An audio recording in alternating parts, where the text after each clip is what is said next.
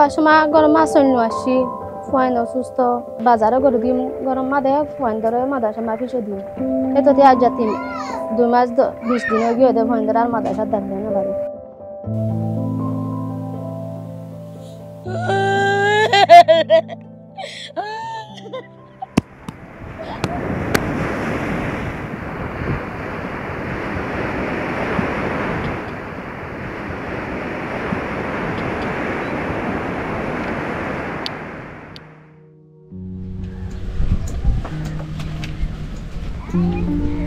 গত 22 August Saint মার্টিনের পূর্ব পাশে বঙ্গোপসাগরে মাছ ধরছিলেন হাবিবা বেগমের স্বামী।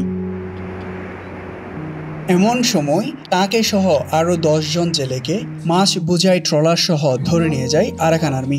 আমি ভবিষ্যতে আর কখনো অবৈধভাবে সীমান্তে অঞ্চল করে মাছ শিকার করব না।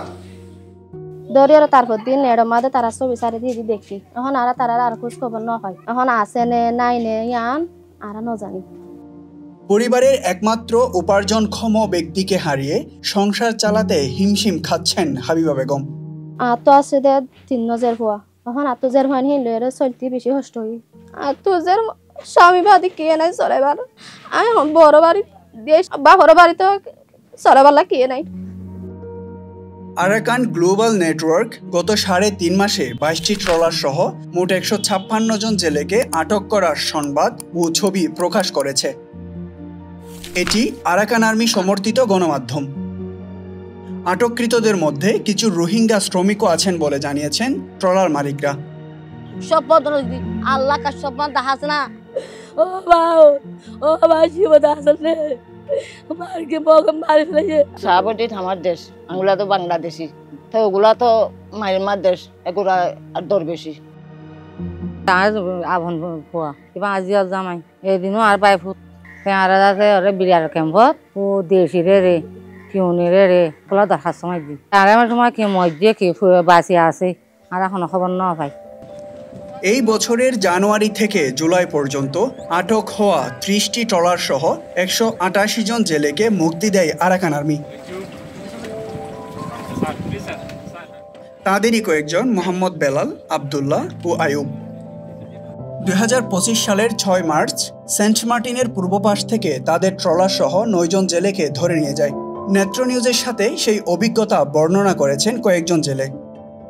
আমাদেরকে ধরে নিয়ে গেছে আমাদের বাংলাদেশের জলসীমান্ত থেকে নেবির আপনার প্রায় আধা কিলোমিটার হবে ওই পাশ থেকে আমাদেরকে ধরে নিয়ে যাচ্ছে। শেষ মার্টিনে তুনারার দরিয়া নি আর বান্ধে বাঁধানোর পর চুক বাঁধা গাঞ্চা দিয়ে চুক বাঁধি পেলাই আর তারা ওই তারার এলাকার লই যায় চুক খুলি দি। প্রায় 3 মাস আরাকান আর্মির কারাগারে আটক ছিলেন এই জেলেরা। জানিয়েছেন তাদের বন্দিকালীন ভয়ঙ্কর দুর্দশার কথা। কারাগারটা দেখতে খাসরা মশে হরায় গরমে মরে যায় গই ফ্যান নাই বাতি নাই কারণ নাই আন্ধারের মতো খবরের মতো আর রাখিত দি। কাঁঠাল আছে না শুকনা কাঁঠালের ছাম পর্যন্ত খুঁটি দিয়ে খাওয়া হইতো আমাদেরকে হলুদ ছাড়া লবণ ছাড়া এমনি সাদা পানিতে গরম পানিতে দেওয়া।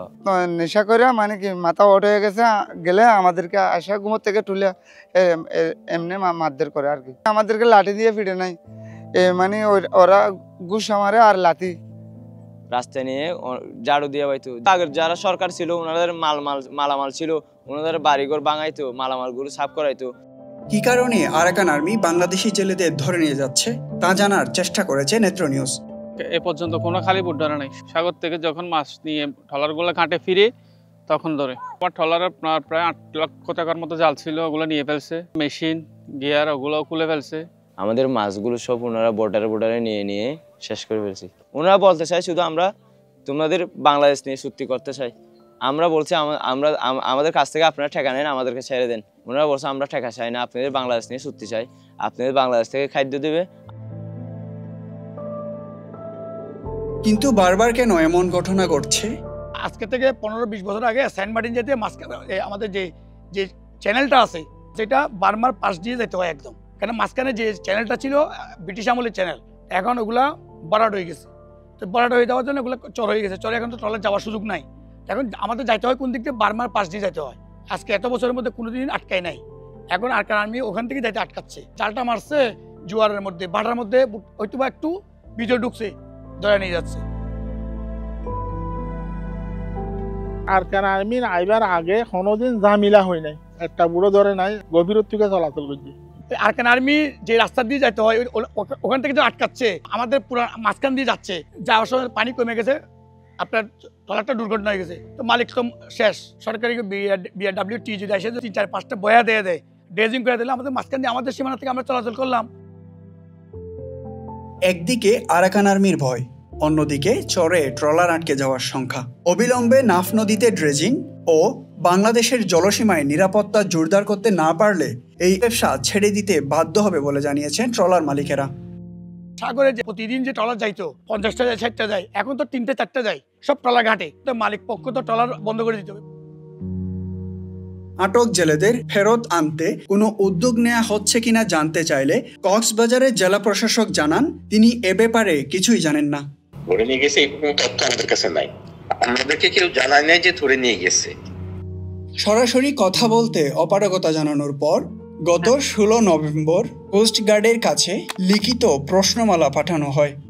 ভাইয়া এই প্রশ্নমালাটা আমরা আমাদের অথরিটিকে জানাইছি আর কি, স্যারেরা স্যারদের সাথে আমরা এই বিষয়ে ডিসকাস করছি, আজকে সকালেও ডিসকাস করছি। স্যারেরা যদি কোনো কিছু জানে আপনাকে ভাইয়া রেসপন্স করবেন, আপনাকে নক দিব, ঠিক আছে? পরবর্তীতে পুনরায় জানানো হয় নেত্র নিউজের প্রশ্নমালা নিয়ে তারা কাজ করছে, যদিও পরে আর কোনো প্রতিউত্তর আসেনি। পররাষ্ট্র মন্ত্রণালয়ের মিয়ানমার উইংয়ের মহাপরিচালকের সাথে যোগাযোগ করলে বিষয়টি সংবেদনশীল উল্লেখ করে তিনি বলেন, ডাইরেক্টলি আমি দেবো কিনা then I have to talk with our people in charge, senior যারা আছে। এটা একটা সিরিয়াস ইস্যু যেহেতু। পরবর্তীতে তিনি প্রশ্নমালা চান, তবে কোনো সাড়া মেলেনি। নেত্র নিউজকে লিখিত বক্তব্যে আরাকান আর্মি জানিয়েছে বাংলাদেশ সরকার থেকে গঠনমূলক সহযোগিতা না পাওয়া এবং মিয়ানমারের সরকারি বাহিনীর সাথে মিলে আরসা ও আরএসুর মতো রোহিঙ্গা সশস্ত্র গ্রুপগুলোর আক্রমণ তাদেরকে ঝুঁকির মুখে ফেলেছে, তাই নিজেদের সুরক্ষায় তাদের জলসীমায় প্রবেশকারী জেলেদের আটক করা হচ্ছে। বর্তমানে আটককৃত জেলেদের বিরুদ্ধে আরাকানের আইন অনুযায়ী ব্যবস্থা নেওয়া হচ্ছে। জেলেদের নিরাপত্তা নিশ্চিত করতে বাংলাদেশ মিয়ানমার জলসীমায় কোস্টগার্ড ও বিজিবির আরও তৎপর হওয়া উচিত বলে মনে করেন এই বিশ্লেষক। জাতীয় নিরাপত্তা শুধুমাত্র সীমান্তের সুরক্ষা বা বহিঃশত্রুর আক্রমণ থেকে রক্ষা করা নয়, একবিংশ শতাব্দীতে 2025-2026-এর দ্বারপ্রান্তে দাঁড়িয়ে নাগরিকের নিরাপত্তা, এটাই কিন্তু আসলে জাতীয় নিরাপত্তার মূল লক্ষ্য।